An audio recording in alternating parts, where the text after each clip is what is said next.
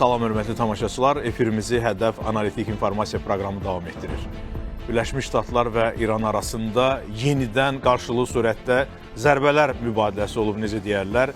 Hər iki tərəf bir-birini çox şiddətli şəkildə ittiham edir və bildirirlər ki, İsveçrədə, ondan öncə də Pakistanda əldə olunmuş razılaşmaları pozan tərəf məhz digər tərəfdir. Əslində nə baş verir? Real olaraq bu iki ölkə arasında sülhün yaradılması, davamlı sülhün yaradılması mümkün idimi və bugün də mümkündürmü? Bax, bu suala proqramımız boyu baş verən bu hadisələrin fonunda cavab tapmağa çalışacaq əziz tamaşaçılar. Hər iki tərəfdən açıqlamalar var. Onu da diqqətinizə çatdıracaq sözsüz ki, həmçinin Rusiya və Ukrayna arasında müharibə öz şiddəti ilə davam edir. Hətta İran və Birləşmiş Ştatlar arasında olan bu gərginlik belə Rusiya-Ukrayna cəhbəsindəki baş verən hadisələri kölgəyə sala bilmir. Çünki çox insan itkiləri, çoxlu sayda insan itkiləri var və ümumiyyətlə proseslər hansı istiqamətdə gedə bilər, yenə də analitiklərimizin fikirlərini soruşacağım proqram boyu. Beləliklə, qonaqlarımız, əziz tamaşaçılar, Üzeyir Şəfiyev, siyasi şərhçi, xoş gəlib proqramımıza. Salam, xoş. İmza İctimai Birliyinin sədri müavini, siyasi şərhçi Xəyal Bəşirov da salınmaq istəyirəm. Xəyal müəllim, siz də verilişimizə xoş gəlmişsiniz. Mən təklif edərdim ki, Centcomun bir açıqlaması var. Gəlin, o açıqlamanın mahiyyəti nədir? Əməkdaşlarımız hazırlayıblar. Sonra proqramımız davam edəcək, təbii ki. Ordumuz Hörmüz boğazı bölgəsində və İran sahillərində yerləşən onlarla hərbi obyektə zərbələr indirib. Əməliyyata qırıcı təyyarələrimiz, pilotsuz uçuş aparatlarımız və hərbi dəniz qüvvələrimizin gəmiləri cəlb olunub. İranın raket və PUA komplekslərinin mövqelərinə, hərbi dəniz qüvvələrinin obyektlərinə və sahil müdafiə sistemlərinə zərbələr indirilib. 7 saat davam edən əməliyyat İranın kommersiya gəmiçiliyinə və mülki heyətlərə təhdid yaratmaq imkanlarının daha da azalmasına yönəlib. Qüvvələrimiz İran limanlarına gedən və ya oradan çıxan gəmilərə qarşı dəniz blokadasını bərpa ediblər. Qoşunlarımız döyüş hazırlığını qoruyub saxlayır və Ali Baş Komandanın sonrakı əmrlərini yerinə yetirməyə hazırdır.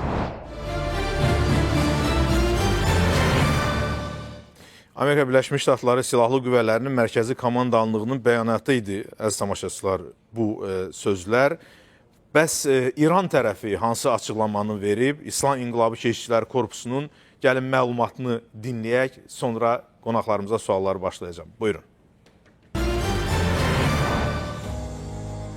Qaydaları pozan gəmiləri vurmaq bəhanəsi ilə son gecələr bazalarımıza hücum edən düşmən ABŞ, ölkənin cənub əyalətlərində yerləşən bir sıra sahil obyektlərinə raket zərbələri indirib. Həmçinin həmin obyektləri bombardman edib.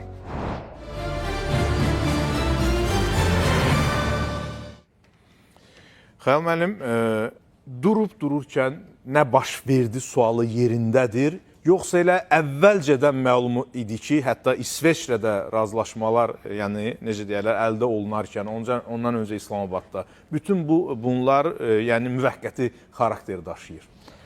Əslində, danışıqlar prosesində əldə edilmiş razılaşmalara baxsaq, imzalanmış o hansı ki atəşkəslə bağlı 14 maddəlik bir razılaşma oldu. Onların mahiyyətinə baxsaq, xeyr, elə deyildi, amma tərəflərin prosesdə iştirakına, həm proses zamanı, həm prosesdən sonra təhdid dolu mesajlarına baxsaq, bəli, görünürdü ki, əslində bu müvəqqətidir və şərtlərə də diqqət edəndə İranın şərtləri, Amerika Birləşmiş Ştatlarının şərtləri daban-dabana bir-birinə zidd idi. Heç bir tərəf geriyə addım atmaq istəmirdi. Əslində, baxın, bu Rusiya-Ukrayna müharibəsində biz deyirik ki, tərəflər masaya oturmur, tərəflər danışıqlar aparmır.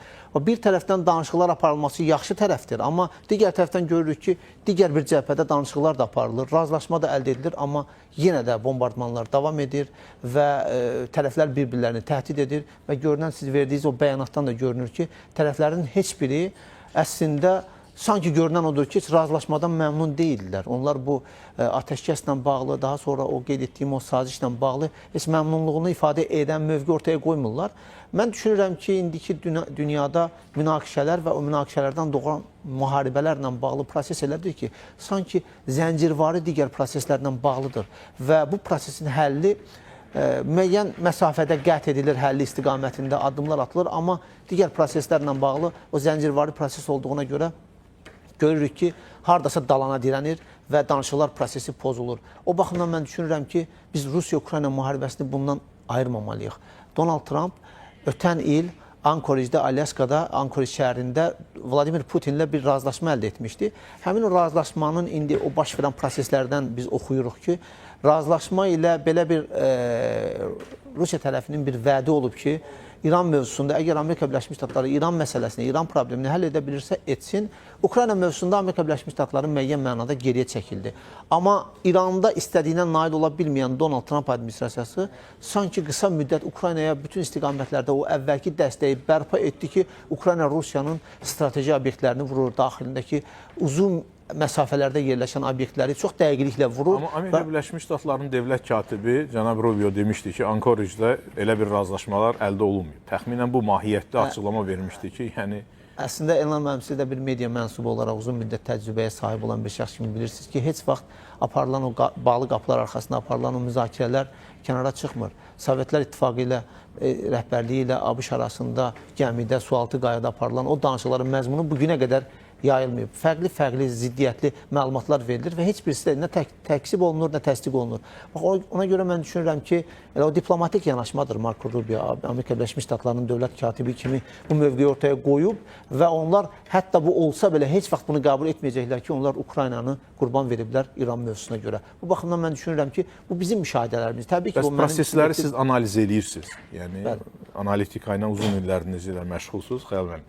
Bəs siz necə görürsünüz? Həqiqətən də Ankorijdə o deyildiyi kimi, yəni Rusiya və İran mövzularında, daha doğrusu Ukrayna və İran mövzularında Rusiya, Amerika Birləşmiş Ştatları razılıq əldə edibmi? Həqiqətən də proseslər nəyi göstərir? Və əslində Elnur müəllim, Amerika Birləşmiş Ştatları və İsrail müttəfiqliyinin İranla nə hərbi gücünü, nə iqtisadi gücünü, nə heç bir gücünü müqayisə etmək olmaz.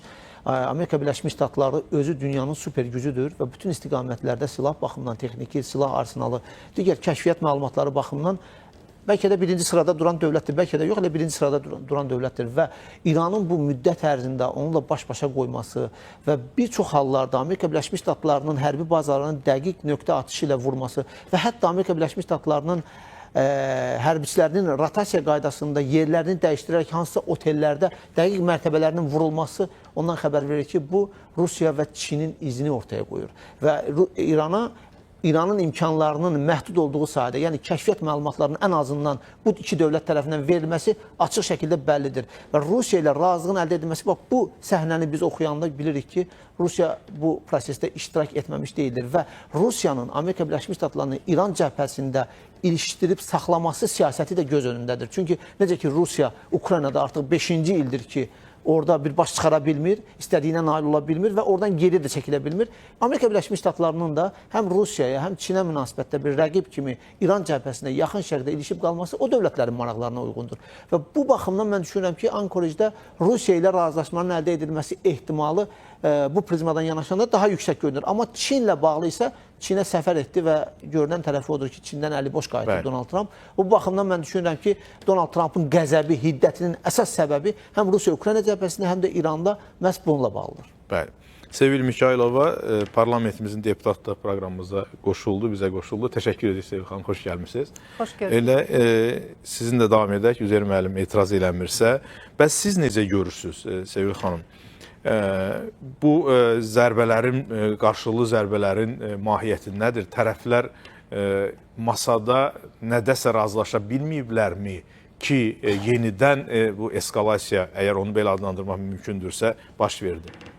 Əlbəttə ki, tərəflərin razılaşa bilmədikləri məsələlər kifayət qədər çoxdur və biz əgər münaqişənin ilk dövründən baxsaq, nə qədər ziddiyyətli bəyanatlar gəlirdi hər iki tərəfdən və nəticə etibarilə atəşkəsin əldə olunmasını biz çox böyük bir nailiyyət kimi qarşıladıq və düşünürdük ki, bundan sonraki addımlar sülh prosesini irəliyə atmaq üçün kifayət edəcəkdir. Amma belə görünür ki, tərəflər öz mövqelərini yaxınlaşdıra bilmirlər və bu təkcə bilirsinizmi, İran və yaxud da ki, Birləşmiş Ştatların hansısa kompromisə getmək istəmədiyinin göstəricisi də deyil.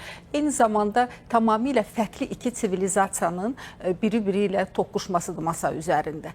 Və biz əgər İranın daxilində gedən proseslərə baxsaq, həm danışıqlar prosesinin aparılması, orada iştirak edən siyasi xadimlər, onların mövqeləri, bu kifayət qədər elə İran daxilində də bir mənalı qarşılamayan proseslərin əksini göstərir. Yəni İranda bəli, hökumət qüvvələri var, amma İranda sepah qüvvələri var. İranda ali dini liderə tabe olan qüvvələr var və İranda hökumətə tabe olan qüvvələr var. Siyasi baxımdan söyləmək istəyirəm. İran iqtisadiyyatını yönəltməyini, yəni bu artıq sir deyil ki, iqtisadiyyatı sepah tərəfindən yönləndirənlər var və iqtisadi hökumət tərəfindən yönləndirənlər var. Və bu bizə o anlamı gətirir ki, nə qədər ki bu iki tirəlik var İran daxilində, bu iki qüvvə ilə, iki cinahla razılığa gəlmək mümkün olmayacaqsa, yəni ya Birləşmiş Ştatlar onlarla ayrılıqda razılığa gəlməlidir, ya da onlar özləri razılığa gəlib öz mövqelərini ortaya qoymalıdırlar ki, nəticə etibarı ilə hansısa bir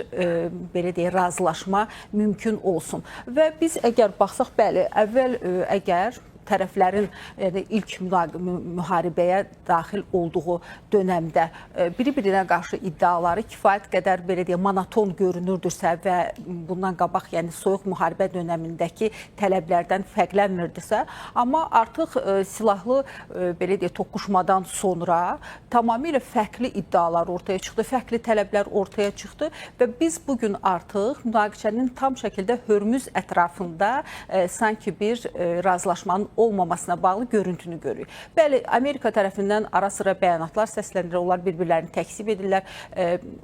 Əvvəl xatirinizdə Trump Hörmüz boğazının ortaq biznesə çevrilməsi ilə bağlı hətta İrana təkliflər verirdi. Amma sonrada isə İranın Hörmüzdə tariflər... Amma Sevil xanım, tam üst-üstə gəldi deyə bunu oxumalıyam mütləq. Birləşmiş Ştatların prezidenti Donald Trump deyir.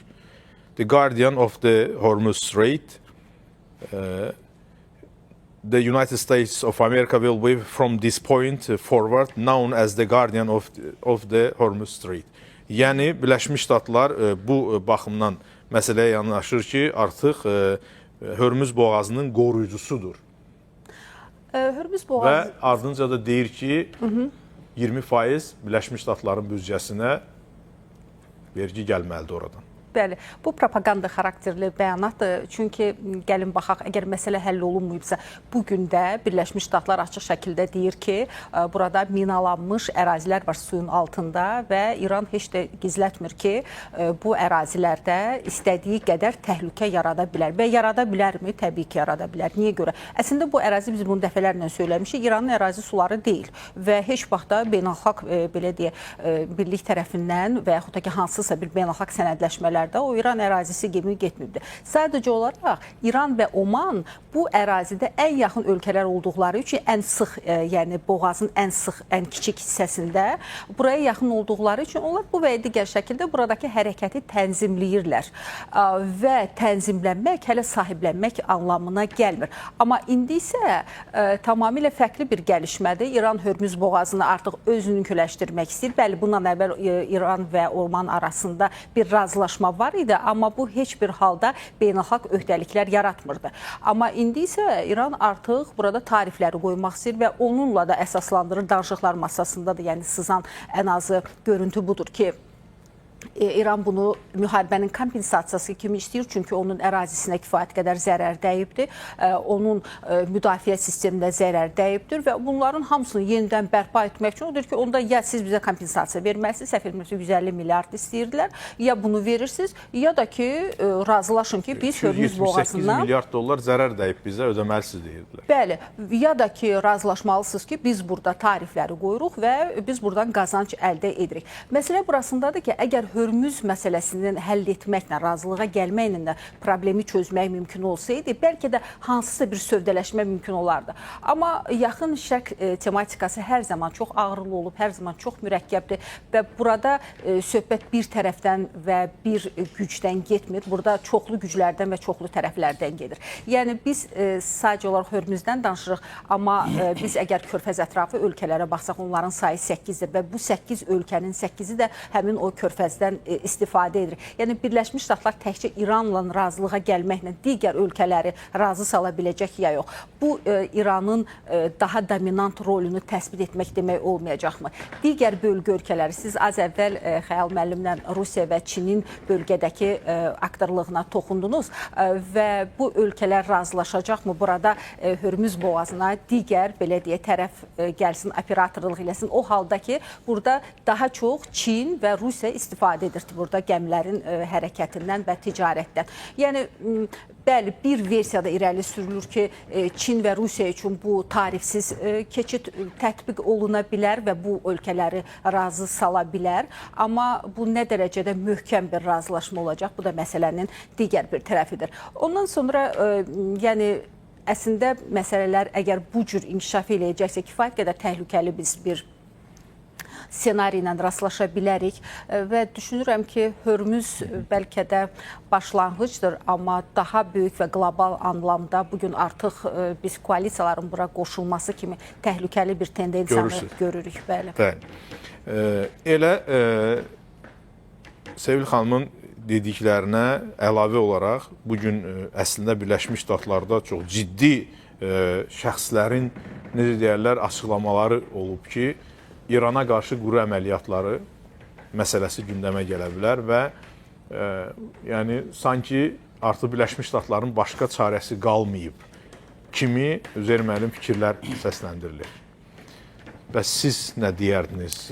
Bu proses ona mı gedir? Xatırlayırsınızsa, elə ötən efirdə bu mövzu müzakirə olunarkən mən belə proqnozlaşdırmışdım ki, 3-cü dalğanı gözləyək biz. Çünki məsələ sahədə həll olunmalıdır və sizlə də bir polemika alınmışdı. Çünki məsələ bu konfliktin etalogiyası, indiki fazası, daha doğrusu bu 3-cü dalğaya qədərki fazası imkan vermirdi ki, konflikt diplomatik masada həll olunsun. Çünki sahədə qalib, məğlub məlum deyildi. Hər iki tərəf özünü qalib qiyafəsində təqdim eləyirdi. Və ona görə proqnozlaşdırılan idi ki, 3-cü dalğa olacaq və bu 3-cü dalğa daha eksistensional təhdid yaradan bir dalğa olacaq. Yəni, tam taqətdən salma dalğası olacaq. Ya İran tərəf, ya ABŞ tərəf. İndi proses gedir, eskalasiya gedir. Əslində, ABŞ eskalasiya ilə, sürətli və qısa eskalasiya ilə deeskalasiyaya nail olmaq taktikasına üstünlük verir. Yəni, bunu hədəf götürüb ABŞ. ABŞ-a uzun müddətli eskalasiya əlverişli deyil, sərfəli deyil. Ona görə maksimum tez, sürətli və ekstensional itkiyə səbəb olan bir eskalasiyaya nail olub. Sonra deeskalasiya mərhələsində, yəni İranı diplomatik masaya otuzdurmağa hədəfləyib. ABŞ-ın əsas hədəfi budur. Çünki qeyd elədiyim kimi, xatırlayırsınız 40 gün davam edən ikinci dalğada da məcbur olub. ABŞ məcbur oldu.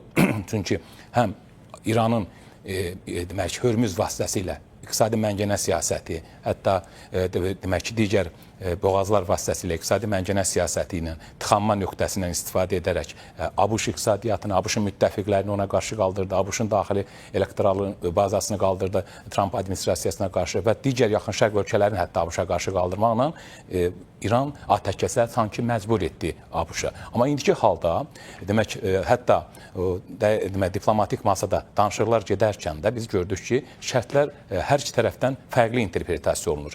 İran bir mətn təqdim edirdi, ABŞ bir başqa mətn təqdim edirdi. Hər iki mətndə də sanki qalib qiyafəsində tərəflər çıxış edirdi. Amma əgər mətbuatda, mediada bizim tanış olduğumuz mətn idisə, orada İran dominant mövqedə görsənirdi. Bununla da heç nə ABŞ qəbullana bilərdi, nə də İsrail qəbullana bilərdi. Və indiki sizin vurğuladığınız və bugün də daha çox eskalasiya getdi. Hörmüz məsələsi əslində konfliktin sonraki mərhələsidir. Heç olmamışdı. Hörmüz ümumiyyətlə söz konusu deyildi, necə deyərlər. Bu sonradan baş verən bir hadisədir. Yəni, əslində müharibənin səbəbi nə idi? Nüvə, uzaq mənzilli raketlər məsələsi, zənginləşdirilmiş uran məsələsi və İran proksi məsələsi idi. Amma Hörmüz məhz İranın bu 40 günlük savaşda ondan bir alət kimi istifadə etdikdən sonra və tıxanma nöqtəsi yaratdığına görə Hörmüz bu günləri müzakirə mövzusuna çevrilib. Hətta İsrail bu günləri çox narahatdır ki, Hörmüz mövzusu nüvə mövzusunu üstələyə bilər və ABŞ nüvə mövzusundan əl çəkib Hörmüzə fokuslana bilər. Bax, İsrail bundan narahatdır. Bugün də ABŞ administrasiyası ilə İsrail arasında danışıqların əsas aksent zonası məhz Hörmüz məsələsi deyil, nüvə məsələsi. Üzeyir mən bəs quru əməliyyatları məsələsi. Qoy ki, qaldı quru əməliyyatlar. Çünki onu səsləndirənlər deyirlər ki, burada Birləşmiş Ştatların başqa çarəsi qalmır artıq. Amma böyük risklər də var. Yəni, insan itkiləri çox ola bilər. Çünki İran tərəfindən də vurğulanır ki, yəni biz müqavimət göstərəcəyik. Ümumiyyətlə, hazırsınızsa biz döyüşə hazırıq. O ki, qaldı quru əməliyyatlar məsələsinə. Sizcə proses ona gedirmi? Hesab edirəm ki, burada bir neçə variant var. Mənə necə ki, quru əməliyyat lap sonuncu bir variantdır. Quru əməliyyatlar çünki pir qələbəsinə bərabər bir qələbə ola bilər ABŞ üçün və İsrail üçün. Çünki kifayət qədər İran quru qoşunları gücünə malik bir ölkədir və ümumiyyətlə bölgəyə, coğrafiyaya bələdçiliyi olmayan ABŞ və İsrail üçün çox çətin olar və bəlkə də İran elə bunu gözləyir. Sanki quru qoşunları yersin. Ancaq bu mümkünsüzdür, çünki demək ki, qüvvələr balansı quru qoşunları baxımından ABŞ və İran arasında saldo, yəni İranın xeyrinədir. Mən hesab edirəm ki, əgər bu quru qoşun müdaxiləsi, intervensiyası olsa belə, Harkadasını ola bilər, daha çox Harkadasını ola bilər. Çünki əsas məqsəd odur ki, Harkadasını götürmək, bunu hədəfləyir. Üzeyir müəllim, niyə yəni mən bu sualı dönə-dönə sizə verirəm? Gəlin New York Times-da bir yazı gedib, ondan bir hissəyə baxaq, məncə daha aydın olacaq. Buyurun.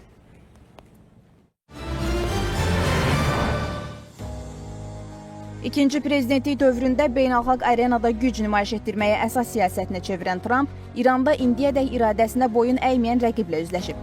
Sosial şəbəkələrdə sərt paylaşımlar və ya tarif hədələri bu geosiyasi münaqişəni həll etmir.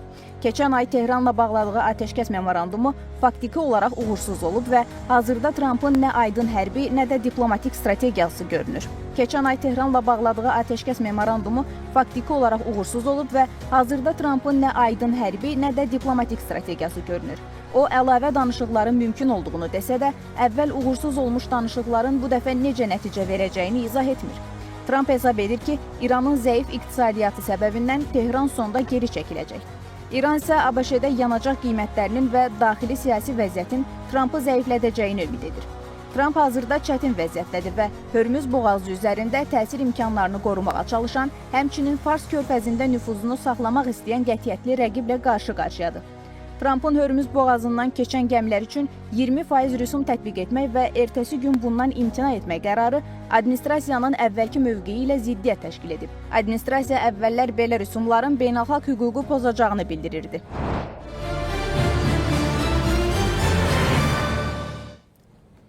Bəli, Üzeyir müəllim, davam edin. Bəli, mən elə gəlir ki, burada ABŞ-ın İrana quru müdaxiləsindən daha çox, biz daha çox fikirləşməliyik ki, NATO-nun Türkiyə zirvəsində əldə olunan nəticə. Siz fikir verdinizsə, NATO-nun Türkiyə zirvəsində Avropa dövlətləri, NATO ölkələri sanki bir konsolidasiya əldə olundu ki, məhz İran məsələsində ABŞ-a dəstək verilməsi məsələsi.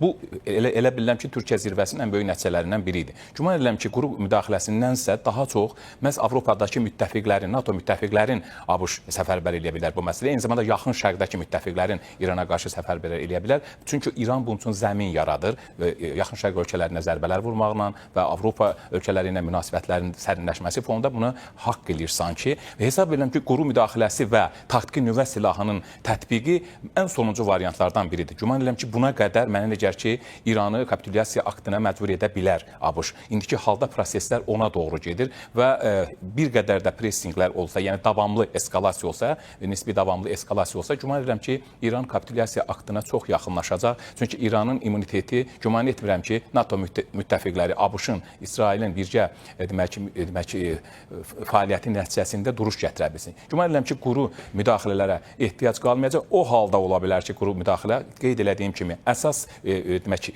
İranın neft enerji deposu olan Harkadasına müdaxilə mümkün ola bilər quru müdaxilə nəticəsində və bir də ki, nüvə obyektləri var ki, həmin obyektlərin, yeraltı nüvə obyektlərinin ələ keçirilməsi istiqamətində ola bilər. O da hesab edirəm ki, ən sonuncu variantdır. Yəqin ki, hava zərbələri, müşahidəçi dəstək qüvvələri fonunda bu baş verə bilər. Güman edirəm ki, bu çox az təxmin olunan bir versiyadır. Bəli, ancaq İranda yəqin ki, siz də görürsünüz, kütlə informasiya vasitələrində gedən təbliğat sizin dediyinizin tam əksini göstərir. Yəni, hətta ali dini liderin dəfn mərasimində belə küçələrə çıxan əhalinin əllərində intiqam bayraqları var idi. Yəni, hər gündə ritorika sərtləşir, daha sərt... Bəli, hətta 14 bəndlik sülh layihəsi vardı, ona belə etiraz edirdi, yəni İranlılar ki, hətta baxmayaraq ki, həmin mətn İranın xeyrinə idi, amma İran xalqı güya buna etiraz edirdi. Halbuki belə olan şəraitdə necə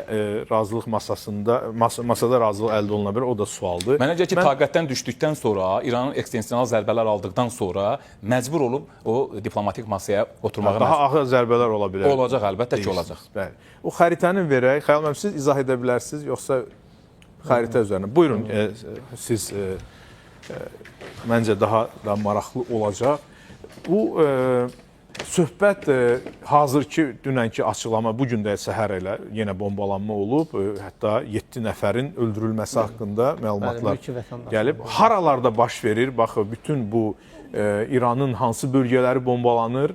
Eyni zamanda İran özü də Birləşmiş Ştatların yəni o 5-ci filosunu bombalayıb. O haralardadır? Ətraflı izah etsəz maraqlı olacaq. Əslində baxın, bu quru əməliyyatları ilə bağlı məsələyə gələndə İranın Amerika Birləşmiş Ştatları, hətta mən düşünürəm ki, mənim subyektiv fikrimdir, quru əməliyyatlarına başlasa belə baxın, bugün vurduğu ərazilər var, hansı ki Xark adası və eyni zamanda İranın Körfəzlə sahilyanı olan, baxın, İranın bax bu sahilyanı ərazilərində sadəcə burada adlar olmadığına görə bax bu ərazilərdən hansılar ki, həmin ərazilər vasitəsilə İran dronlarla, eyni zamanda raketlərlə mülki gəmilərin, tankerlərin vurulmasını və yaxud da ki, onlara xəbərdarlıq atəşlərinin açılmasını həyata keçirir. Bax, o səslərini kəsmək istəyir Amerika Birləşmiş Ştatları və Xark adası ilə bağlı, baxın, bayaq burada deməli, Sevil xanım bir məsələyə toxundu ki, o həmin o sular beynəlxalq sulardır.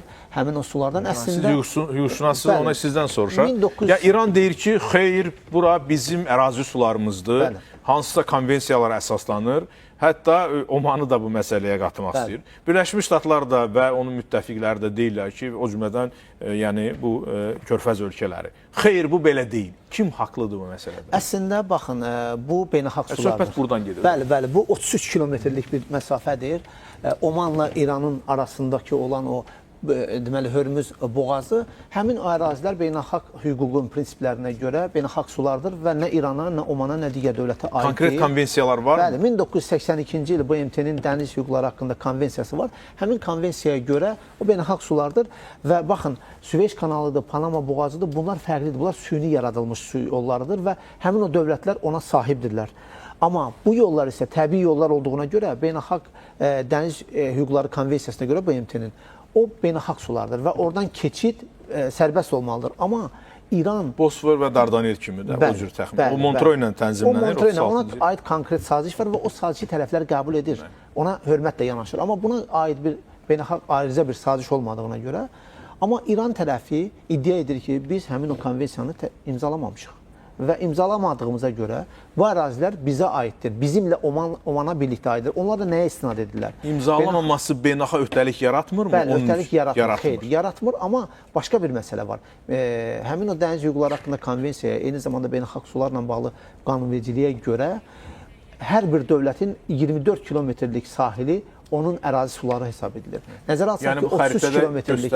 Bəli, baxın, buradan Oman sərhədindən ta İranın sərhədinə qədər 33 kilometrlik bir məsafədir. 33 kilometrlik bir məsafədə nəzərə alsaq ki, 24 kilometr hər dövlətə aidsə, artıq bu Omanla İranın ərazi suları o prizmadan hesab olunur. Amma bu günə qədər bu yollar beynəlxalq yollar. Mübahisələndirsə əgər, deyək ki, hərbini qoyuq kənara, getdilər beynəlxalq məhkəməyə, İran və Birləşmiş Ştatlar.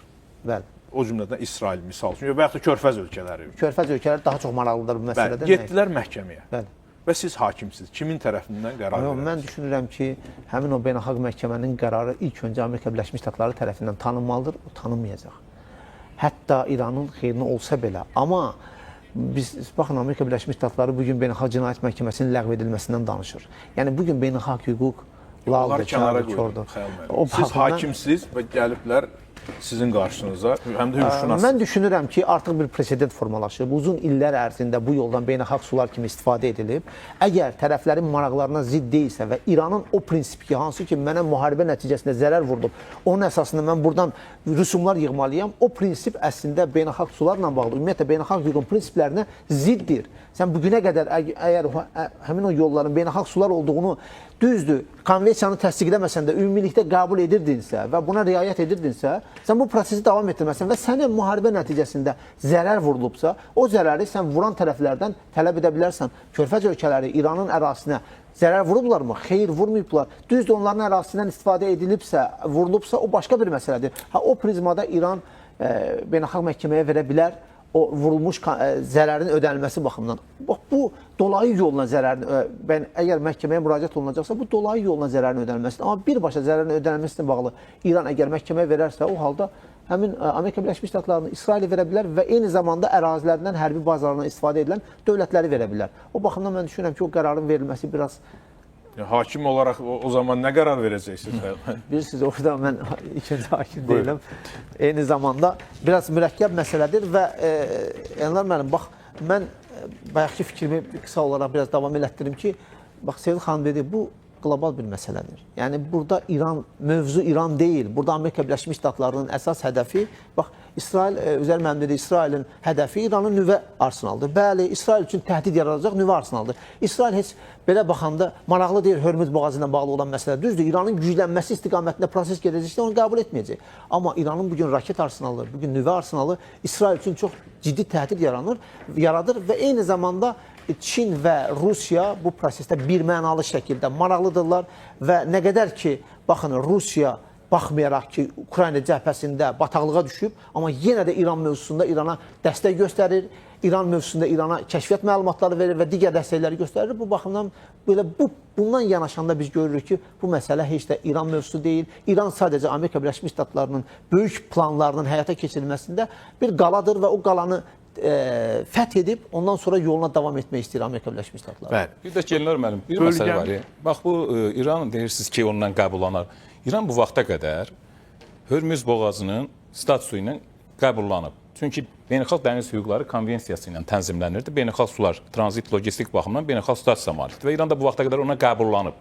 Sadəcə olaraq 40 günlük müharibədə yaranmış yeni reallıqdan bu Overton pəncərəsi vasitəsilə düşmək istəyir ora və Süveyş kanalının statusu necə ki Misir Süveyş kanalına sahibləndi, İran da bütövlükdə onun sahiblənmək istəyir. Buna da Beynəlxalq Dəniz Hüquqları Konvensiyası imkan vermir. Yəni İran yeni reallıq diktə eləyə bilməz. Onun üçün onun elə potensialı yaxşı bilirsiniz, Süveyş məsələsində sadəcə Birləşmiş Ştatlarla Böyük Britaniya üz-üzə gəlmişdi.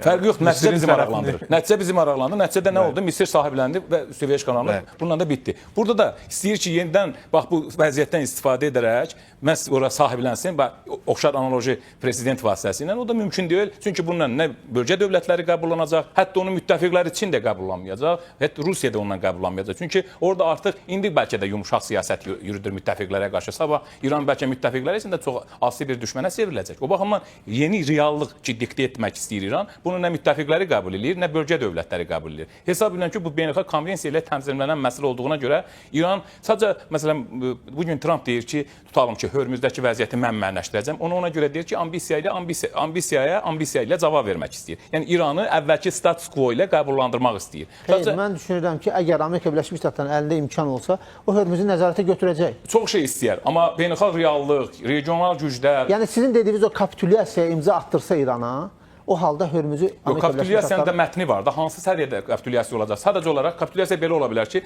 İran iddialarına əl çəkir. Misal üçün, Hörmüz boğazının əvvəlki statusu ilə razılaşır. Nüvə məsələsi ilə bağlı o uran zəngiləşmə məsələsi ilə razılaşır. Yəni ki, seyrəkləşdirilməsi. Mümkün görünmür axı. Yəni ki, o taqətdən düşsə və ekstensional təhlükə görsə və zərbə alsa, yəqin ki, ondan qəbullanacaq.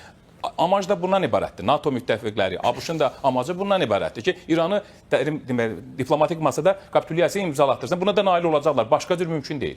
Deyirsiniz. Sevil xanım, bugün belə bir məlumat yayıldı ki, Birləşmiş Ştatların təşəbbüsü ilə Kərkükdən Suriya istiqamətində neft kəmərinin bərpası ki, hansı ki bilirik ki, yəni Körfəz müharibəsi zamanı, yəni İraqa qarşı əməliyyatlar vaxtı ciddi zərbələr almışdı və zədələnmişdi. Onun bərpasından söhbət gedir. Bunu necə başa düşək? Yəni strateji qərar verilibmi ki, yəni Hörmüzə alternativ yaradılsın? Ümumiyyətlə yaradıla bilərmi sizin nöqteyi nəzərinizcə? Teoretik olaraq yaradıla bilər Hörmüzə belə də alternativ olanlar. Amma bu nə qədər effektiv olacaq və nə qədər yanacaq bazarlarının idarə olunması üçün ilk növbədə orada qiymət tariflərinin düzgün müəyyənləşdirilməsi çox vacibdir. Və burada effektivliyi yaratmaq üçün, yəni əslində nəqliyyat xərcləri az olmalıdır, istehsalat xərcləri az olmalıdır və s. Əslində belə bir alternativ yol var və o Səudiyyə Ərəbistanı üzərindən keçir quru yolu ilə, yəni söhbət Körfəz ölkə, Birləşmiş Ərəb Əmirlikləri, Qatar, Küveyt, onların neft və qaz məhsullarının ixracından gedir və əgər Hörmüz bağlanarsa, yəni teoretik götürsək ki, oradan mümkün olmasa, onda quru yolu ilə bəli, aparmaq mümkün olacaqdır. Amma məsələ burasındadır ki, son hədəfdə o neft və qaz bazarlarında qiymətləri kosmik həddə çatdıra bilər və bununla Birləşmiş Ştatlar razıdır ya yox. Ona görə ki, bundan əvvəl hələ münaqişə başlayanda elə ilk belə deyək, əziyyət çəkən dövlətlərdən biri də Birləşmiş Ştatlar olmuşdu və burada benzinin qiymətlərinin artması kifayət qədər, yəni ölkə daxilində etirazla qarşılanmışdı. Ona görə də bəli, alternativ yollar barəsində düşünürlər. Bu mümkündür, yaratmaq olar, amma bu vəziyyətdən çıxış yoludurmu? Mən düşünmürəm ki, bu vəziyyətdən çıxış yolu olacaqdır. Ona görə ki, biz əgər baxsaq, burada siyasi əgər razılaşma olmasa, istənilən iqtisadi layihə bu və ya digər şəkildə əngəllənəcəkdir.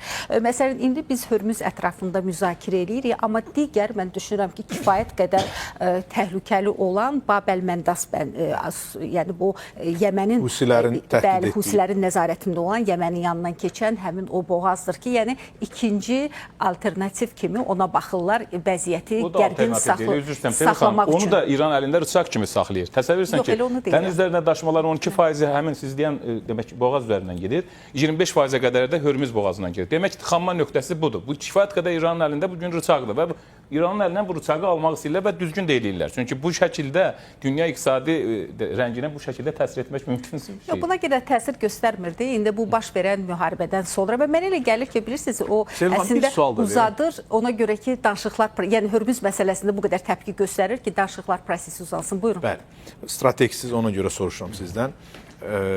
Bax, İranın belə sərt mövqe tutması, bu məsələdə tərəddüd edən NATO-nun digər üzvlərini Birləşmiş Ştatlar ətrafında birləşdirə bilərmi? Çünki Böyük Britaniyadan artıq müəyyən mənada, çünki əvvəl biraz çəkincən yanaşırdı açıq danışa, amma artıq o da mövqeyini İrana qarşı sərtləşdirir kimi görünür. Bu əmsal təşkil edə bilərmi digər NATO üzvü ölkələri üçün İrana qarşı daha sərt mövqe tutsunlar? Üzeyir müəllim də zaten bu barədə danışırdı. Əslində bu çox təhlükəli bir ssenaridir İran üçün. Niyə görə? Bəli, bundan əvvəl Birləşmiş Ştatlar da əslində Sepahı terrorist təşkilatı kimi qəbul etmişdi. Amma bu sadəcə olaraq deyirlər ki, vərəq üstündə qəbul olunmuş, yəni heç bir təsiri olmayan bu və ya digər şəkildə münasibətlərə bir qərarda. Amma üstündən neçə illər keçib və Birləşmiş Krallıqlar tərəfindən bugün müzakirə olunur o qanun layihəsi və Sepah artıq terrorist təşkilatı kimi tanınacaqdır İngiltərə tərəfindən. Bu nə dərəcədə təhlükəlidir? Bu sənəd sonra, yəni əslində kifayət qədər belə deyək, parazitoloji ola bilər və digər ölkələr də eyni qərarlarla çıxış eləyə bilərlər parlamentlərində və onlar da terrorist təşkilatı kimi Sepahı tanıya bilərlər. Bu isə İrana heç nə yaxşı vəd eləmir. Ona görə ki, bundan əvvəl də ssenarilər var idi və terror təhdidi olan ölkələr, məsələn, Əfqanistan, İraq kimi ölkələr var idi, Suriyanın özü və bu ölkələrə qarşı Birləşmiş Millətlər Təşkilatının qəbul etdiyi qərarla NATO hərəkətə keçdi və NATO, Birləşmiş Millətlər Təşkilatı sinxron hərəkət edən hərbi məsələlərdə iki, belə deyək, güc kimi çıxış edirlər. Və bu məsələdə BMT heç kimdən razılaşmadı, çünki onun veto qoyan ölkələri də hətta bu məsələni əngəlləyə bilmədilər və qərar qəbul olunduqdan sonra, çünki Birləşmiş Ştatlar öz ərazisində terror təhdidinin olduğunu bildirmişdi və NATO-nu səfərbər etdi. Bundan əvvəl Birləşmiş Ştatlar NATO-ya müraciət etmişdi kömək üçün İran məsələsində, amma onlar razılaşmadılar. Amma artıq əgər terror təhdidi varsa müttəfiq ölkələrdən birinə qarşı, mən düşünürəm ki, burada artıq həmin o söylədiyimiz Əfqanistan, İraq kimi ssenariləri yenidən işə salmaq kimi bir təhlükə ola bilər.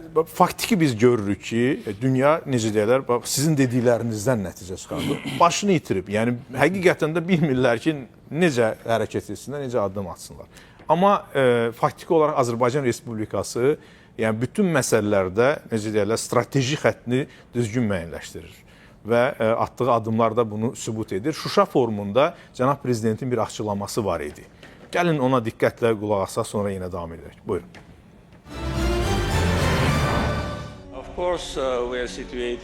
Həqiqətən də biz hazırda müharibələrin əhatəsində yerləşən bir bölgədəyik. Şimalımızda müharibə vəziyyətində olan bir qonşumuz, cənubumuzda isə müharibə aparan digər qonşumuz var.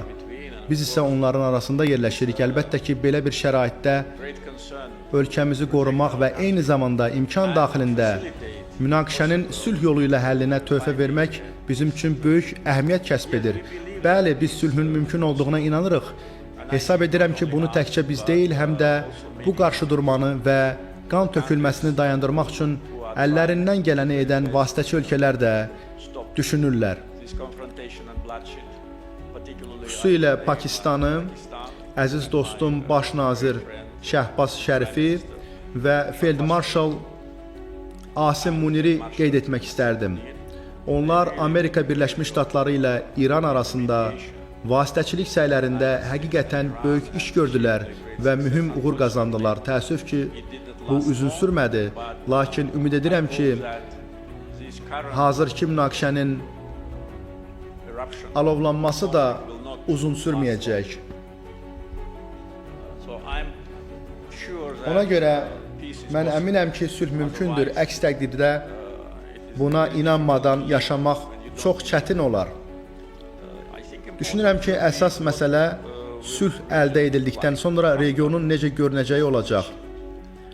Bu baxımdan müxtəlif ssenarilər və müxtəlif variantlar mövcuddur. Təbii ki, bir çox ölkələr öz strateji baxışlarına uyğun siyasət yürüdürlər. Azərbaycana gəldikdə isə bizim yeganə istəyimiz sərhədlərimiz boyu sülhün hökm sürməsidir. Çünki ölkə daxilində sülh şəraitində yaşadığınız halda sərhədləriniz boyunca döyüşlər gedirsə, siz heç vaxt özünüzü təhlükəsiz hiss etmirsiniz.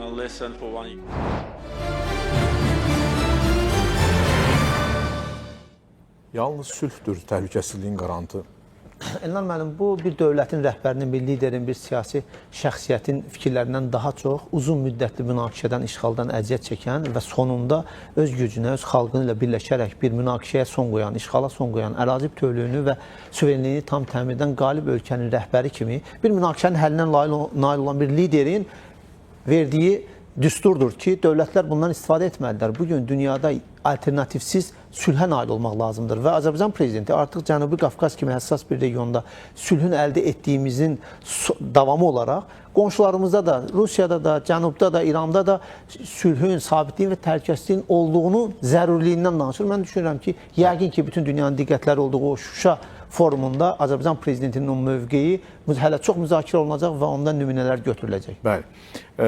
Sevil xanım, siz nə deyərdiniz? Əslində bütün proseslər xaosa sürükləyir. O cümlədən Rusiya-Ukrayna arasında baş verənlər. İndi mən məlumatlara baxıram, hətta Avropa Komissiyası Ukraynaya icazə verib ki, Çindən belə dronları alsın. Yəni ayırdığı o 70 milyarda yaxın vəsait ki var, onunla. Yəni xaosa sürüklənməkdənsə daha necə deyək, ayıq başla məsələlərə yanaşmaq daha düzgün olmazmı? Əlbəttə.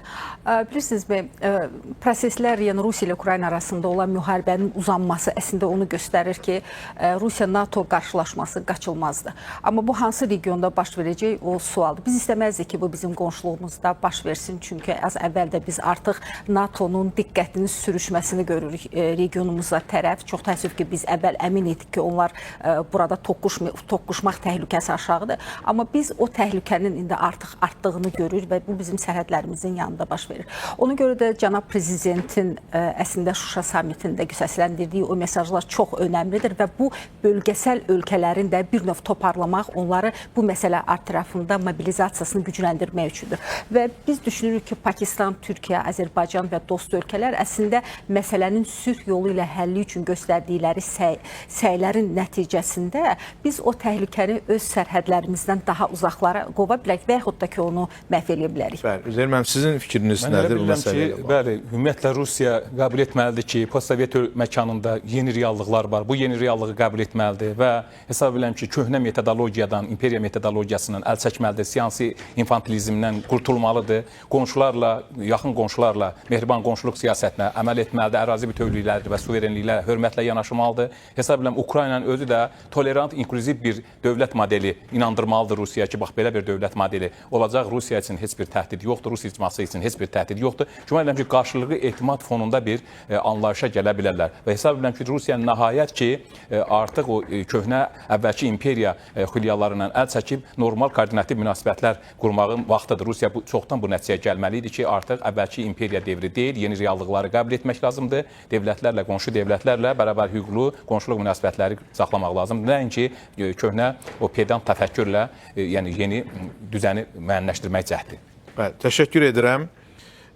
Üzeyir Şəfiyev, siyasi şərhçi, Sevil Mikailova parlamentimizin deputatı və Xəyal Bəşirov İmza İctimai Birliyinin sədr müavini siyasi şərhçi. Çox sağ olun, maraqlı müzakirələr oldu. Əziz tamaşaçılar, proqramımızı yekunlaşdırırıq. Çox ağır, çətin bir proseslərin getdiyi dövrdə yaşayırıq. Həqiqətən də öncədən təhlil etmək mümkün deyil kimi görünür ki, nələr baş verəcək. Həm Rusiya-Ukrayna cəbhəsində, eyni zamanda Birləşmiş Ştatlarla İran arasında baş verən bu münaqişədə. Ona görə də gəlin prosesləri yaxından və soyuqqanlıqla izləyək deyərək proqramımızı yekunlaşdırırıq. Sağ olun, gəlin görüşlərə.